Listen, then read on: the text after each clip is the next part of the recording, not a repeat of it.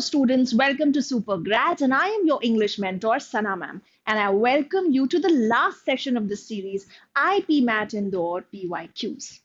Okay, so the point here is that today we'll be taking up grammar. The point with grammar that I've noticed is that most of the students do it rather intuitively. It seems correct, it looks right, it sounds good. Isn't that so true? But not anymore. We will have to learn the nuances, the technicalities, the rules behind grammar. And if you're thinking that maybe it's too late to start with the detailed study of grammar, well, you can have some shortcuts here and there. The approach would be number one, identifying the important grammar topics that come your way, and number two, focusing on the errors rather than on some detailed definitions and types and everything. For example, ये जो पूरा paper है IP mat Indore का, in fact, all the other BB entrance exams that you have, all of them, they only focus on errors. They only want to see whether you know the correct usage of language or not, whether you understand the grammatical mistakes or not. So why not focus on that itself, right? So don't you waste your time on studying the types of adjectives and stuff like that, but focus only on the usage part, right? So आज जो भी topics हम करेंगे, topics actually मैंने कोशिश करी है कि उसको थीमेटिक बनाऊं, बट देन क्योंकि ये जो है ये इंदौर के PYQs पे बेस्ड है, तो हमने क्या लिया हुआ है, ईयर 20 से लेके 23 तक कुछ कुछ क्वेश्चंस मैंने उठाए हुए, आप cherry pick some of them, all right. तो कहीं कोई प्रोनाउन बेस्ड एरर आपको मिलेगा, कहीं कंडीशनल्स बेस्ड एरर मिलेगा, ठीक है. हर जगह कुछ ना कुछ आपको सीखने को डेफिनेटली मिलेगा in every question. Okay, more over will give you wonderful glimpse of the type of questions that this particular examination asks, right? So grammar को intuitively करना थोड़ा बंद करें और कोशिश करें कि हम उसके पीछे जो कॉन्सेप्ट है या जो रूल है उसको समझें. ठीक है? So are we ready? All right. Class, I definitely want you people to solve the question on your own. I would be moving aside so that you can have a good look of the question, right? Positive required, and share your answers with me in the comment section. I'll be eager to see your responses. All right? तो चलिए start करते हैं. This is the first question for you. दिख रहा है clearly? Okay, fine. Simple है, sentence improvement based questions है most of them. तो आप देखेंगे यहाँ पे कि एक पार्ट जो है वो अंडरलाइंड है, you have to replace it with grammatically correct option. कभी कभी आपको क्या मिल जाता है, आपको नो करेक्शन रिक्वायर्ड टाइप का ऑप्शन भी मिलता है, ठीक है ना. So that's absolutely fine. अगर आपको लगता है इसमें कोई करेक्शन की जरूरत नहीं है फिलहाल, I don't think such an option is available with us. चलिए ठीक है, let's evaluate. The principal and professors are authorized to sanction leave to a student provided she will have a good attendance record.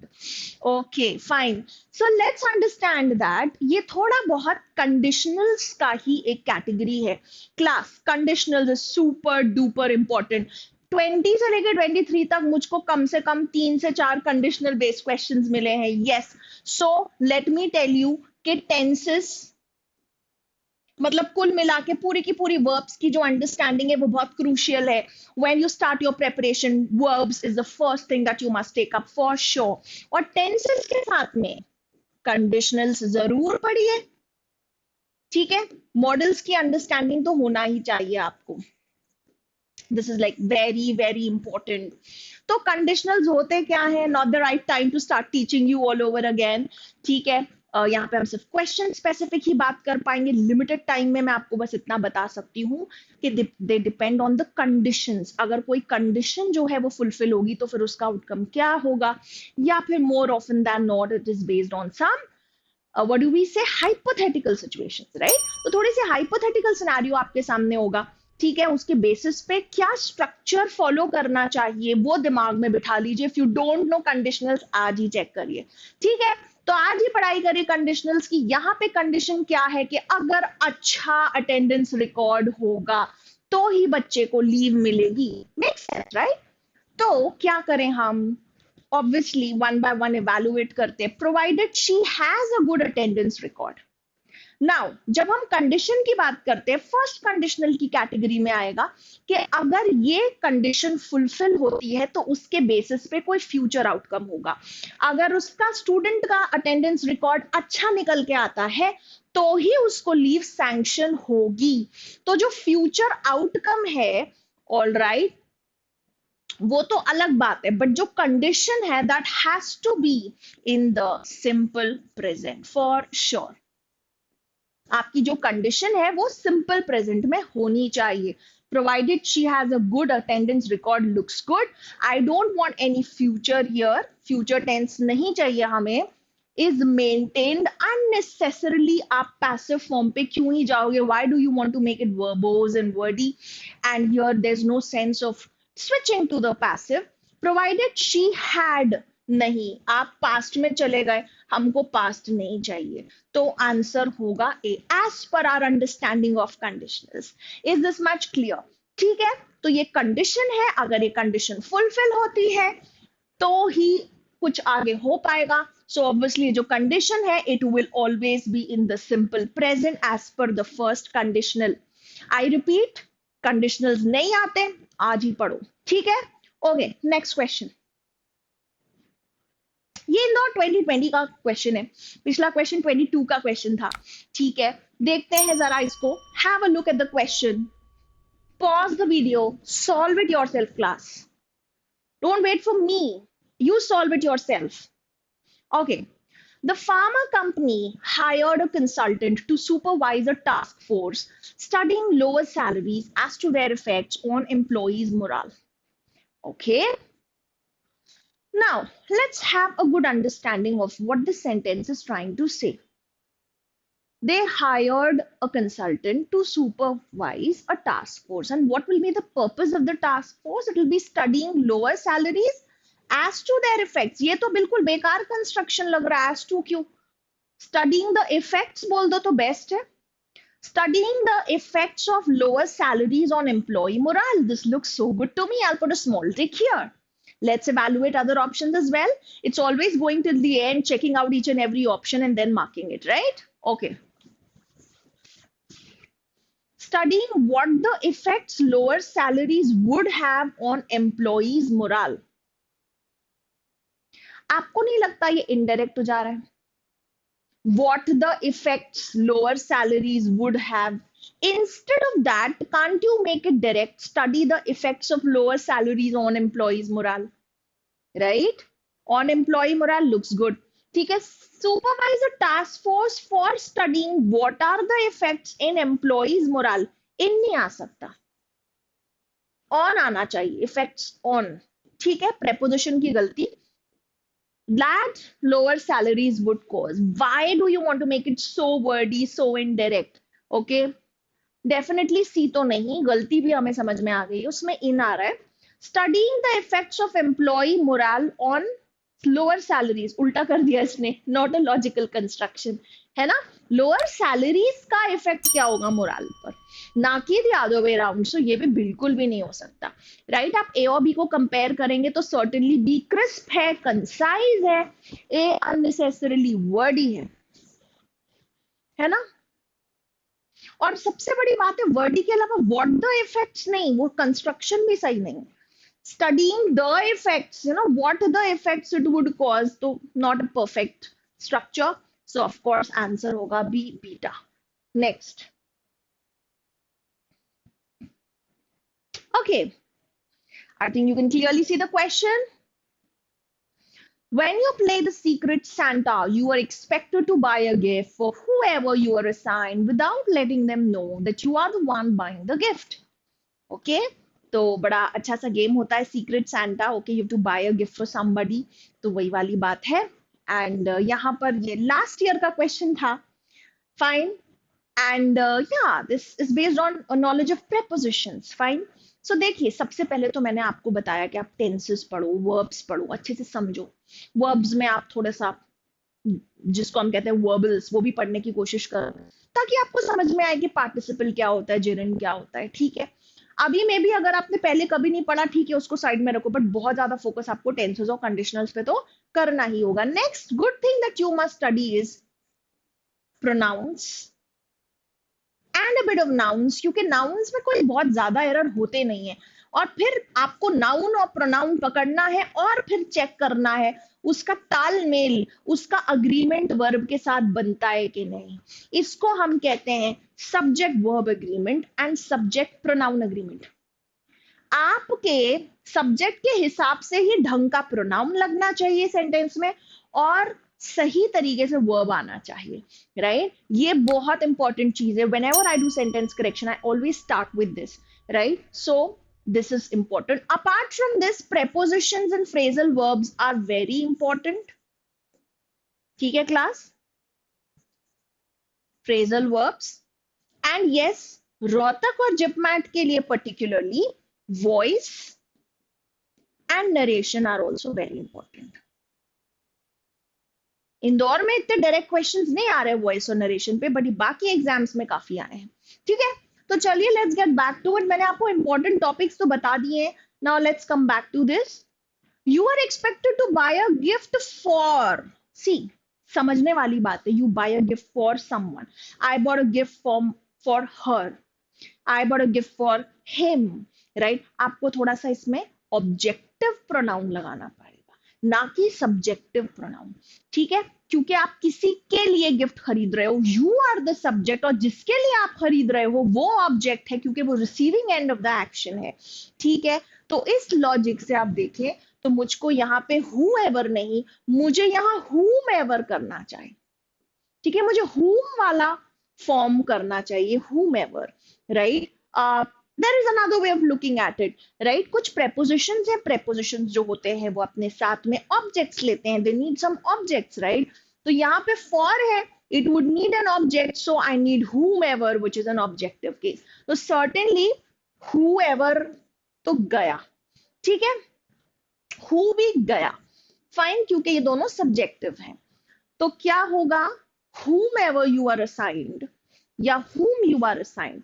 Now वैसे तो technically D भी गलत नहीं है, but अगर मुझे चूज करना हो, जो ओरिजिनल है वो whoever वाली बात कर रहे हैं, और whoever आप बोलते हो तो मतलब कि जो कोई भी हो, out of wide array of people, right. तो इस सेंस में sticking to the original without distorting the meaning, staying as close as possible to the original, I think we should choose A, whomever, na ki whom. So your answer is going to be A. I hope this much is clear. All right, class, let's proceed.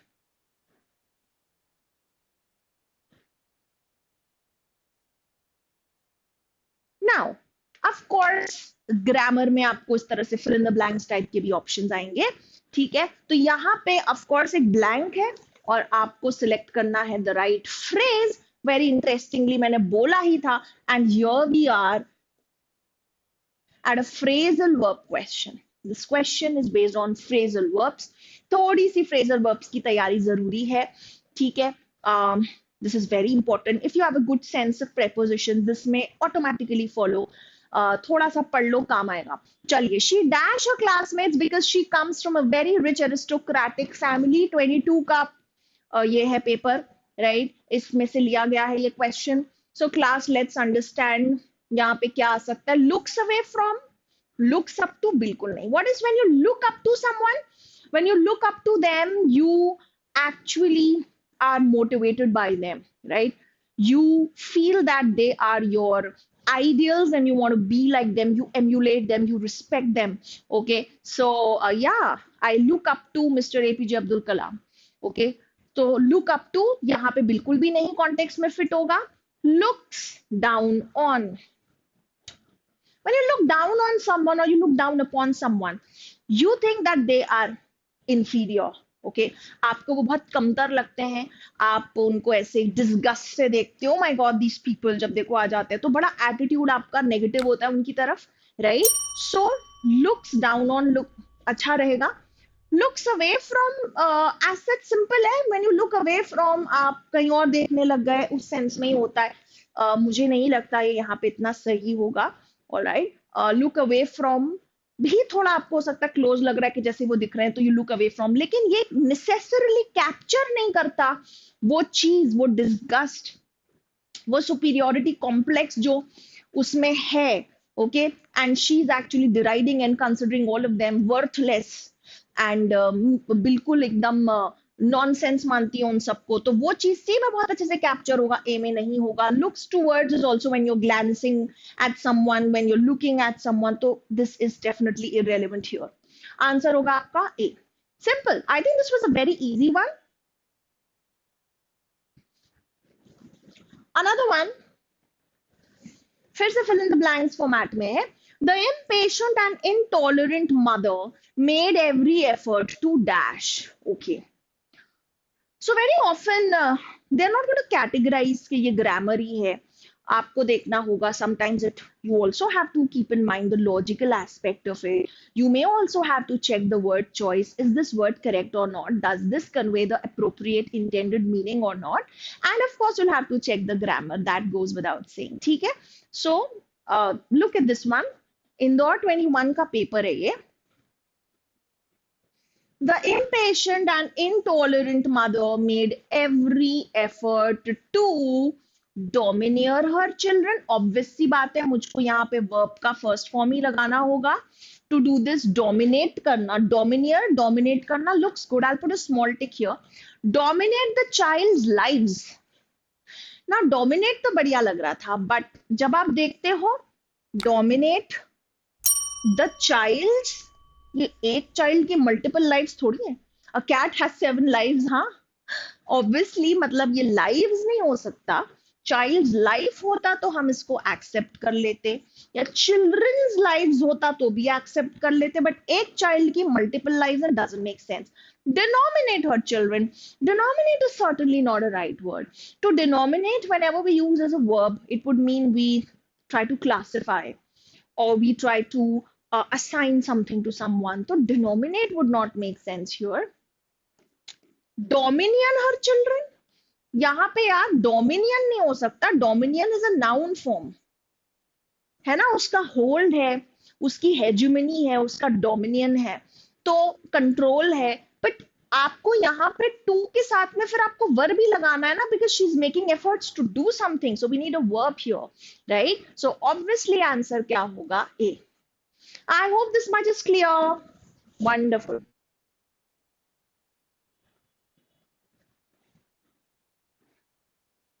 Okay.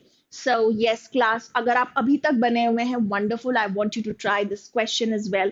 Class, कोशिश करना है हमें ज़्यादा से ज़्यादा question solve करना. I'm trying my best to provide you some theoretical underpinnings for each and every question that comes our way.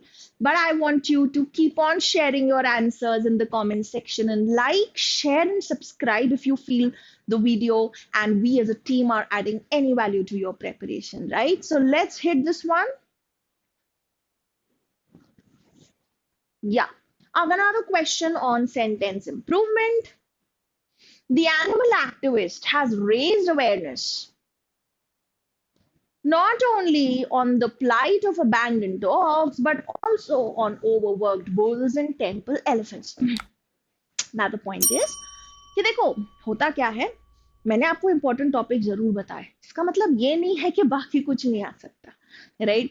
आपके जितने भी पार्ट्स ऑफ स्पीच हैं वो बहुत इंपॉर्टेंट है. मैंने हाँ ऑफ कोर्स इंटरजेक्शन बेस्ड कोई ऐसे एरर्स आते हुए नहीं देखे, but then yeah, conjunctions is also important. As such, you may have errors from adjectives and adverbs and parallelism and modifier, right? So you must know the errors really well. You still have a month with you, right? Grammar में तुम invest करोगे अगर अपना time, energy और effort, तो I'm sure it won't let you down. It'll pay you back, right? So इस particular question की हम बात करते हैं, तो ये किस पे बेस्ड है यार? ये थोड़ा सा कंजंक्शन बेस्ड है. ये कुछ जो कंजंक्शंस होते हैं जो पेयर में आते हैं, for example not only but also, उनको किस तरीके से यूज किया जाता है, दैट्स द पॉइंट. और इसके साथ साथ में कंपैरिजन वाला एंगल भी आ रहा है कि व्हेनेवर यू यूज कंपैरेटिव्स तो कैसे करना है. तो एक ही क्वेश्चन मल्टीपल टॉपिक से एरर्स लेकर हो सकता है आपके सामने पेश किया गया हो. So got to have that sense, that understanding. So देखते हैं one by one options evaluate करते हैं. Let's try to plug them in. Okay, A. Animal activist has raised awareness on the plight of not only the abandoned dogs, but also on those of overworked bulls. So I have a problem with the expression those of. Why? Because अगर आप बोल रहे हो the plight of not only the abandoned dogs but also that of, तो it would make sense. That of का मतलब क्या होता है? Why are we saying that of? We mean the plight of not only the dogs but also the plight of overworked bulls. Plight को मैं compare कर रही हूँ. Plight is the common thing between the dogs and the bulls as well. So मुझे क्या करना चाहिए? Than that of बोलना चाहिए. ठीक है ना? ये बेसिक सी चीजें. For example, if I say the weather of Bangalore is better than Delhi बोल दूं अगर मैं, तो सही है क्या? Is this correct? मैंने बैंगलोर के वेदर को कंपेयर कर दिया पूरे के पूरे दिल्ली शहर से. Is that a fair comparison? I'm comparing apples to oranges. That is wrong. Okay, so मुझे क्या करना है? दिल्ली के वेदर से इसको कंपेयर करना है. So a very nice way of saying this would be than that of Delhi. But if I am comparing something which is plural in nature, weather तो singular ही मानेंगे हम obviously. But imagine करो I am talking about roads, say the roads of Bangalore, तो फिर मुझे changes करने पड़ेंगे. पहला मुझे चेंज करना पड़ेगा are better than that नहीं बोल सकती, अब मुझे बोलना पड़ेगा than those of. Is this much clear? यहाँ पे those justified नहीं है, so this is out. Option A is out. Has raised awareness not only on the plight of the abandoned dogs but also on that of overworked bulls.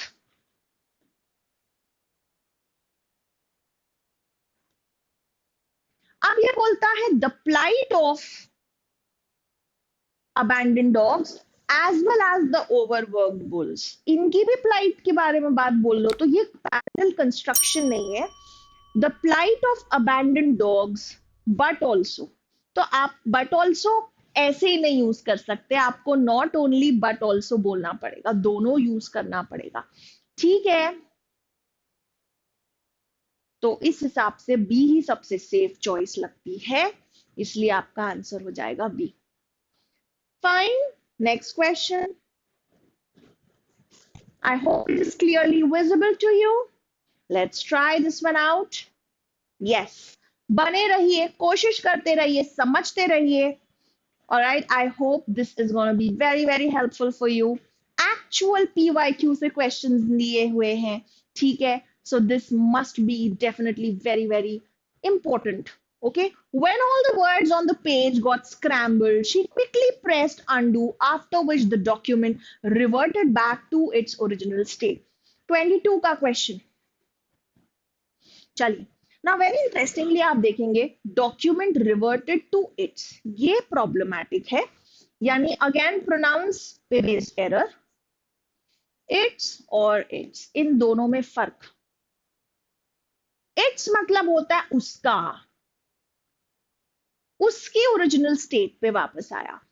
Its होता है a contraction of it is.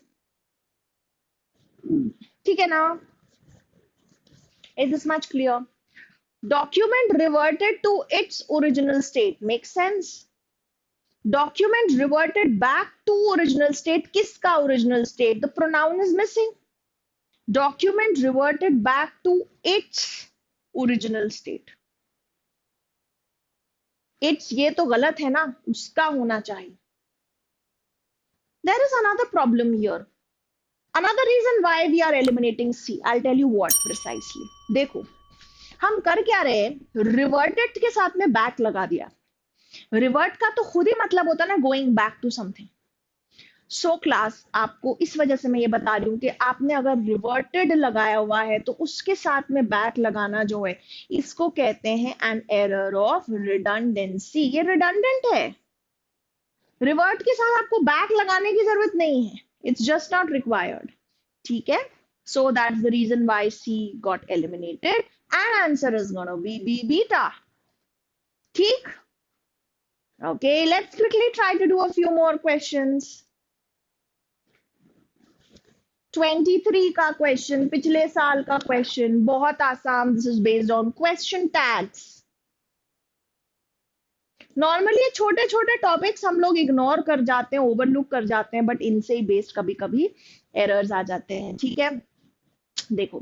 Listening to the recording of cricket commentary from the past can be great fun, especially the last few years when the best players are gone and the tail enders, मतलब जो एकदम end में खेल रहे होते हैं, okay, they try their best to run between the wickets without getting out. This is when you realize that nothing much has changed, hasn't it? तो question tags बनाना मतलब हम कहते हैं ना, कितना अच्छा वेदर है ना, isn't it? The weather is so beautiful, isn't it? ठीक है ना? She has so many skills, hasn't she? तो हमें क्या करना होता है, बेसिकली हमें उसका हेल्पिंग वर्ब उठाना होता है और उसको निगेट करना होता है. That is how we make question tags. All right, तो नथिंग मच हैज चेंज, पहले तो हैज लेना पड़ेगा जो हेल्पिंग वर्ब है. आइडियली हमें करना चाहिए था हैजंट, और फिर सब्जेक्ट लगाना चाहिए था. नथिंग है तो हम इट कर देते. बट लिसन, जब नेगेटिव ऑलरेडी हो तब हम निगेट नहीं करेंगे. माइंड इस नेगेटिव का निगेशन करेंगे तो वो एफर्मेटिव हो जाएगा, फिर वो पॉजिटिव हो जाएगा. तो फिर हैजंट इट नहीं आएगा जस्ट बिकॉज नथिंग ऑलरेडी दिया हुआ है. तो सिंपली ऐसा हो जाएगा हैज इट. ठीक है ना क्लास? सिर्फ क्या हो जाएगा, has it. Nothing much has changed, has it. For example, he can't speak English. चलिए क्लास, आपके लिए टास्क, इसका मुझे क्वेश्चन टैग बना के लिख के भेजिए. ओके, कमेंट सेक्शन में इसका क्वेश्चन टैग मुझे बताइए. He can't speak English.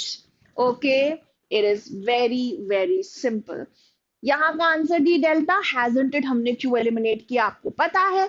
C, B and C are, taking in, bringing in helping verbs which are nowhere in the sentence. So this is not allowed.